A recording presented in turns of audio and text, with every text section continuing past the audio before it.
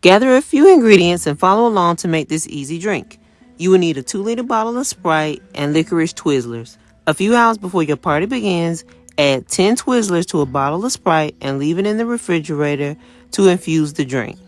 Soon the Sprite will turn black.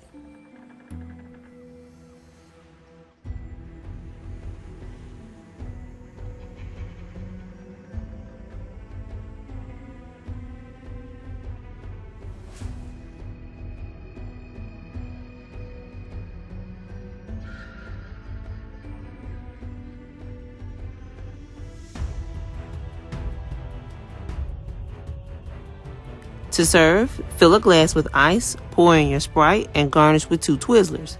If making a cocktail, you can choose to add a splash of vodka to your glass before pouring in the infused Sprite. Give a quick stir, garnish, and serve. Thanks for watching, and make sure to like and subscribe.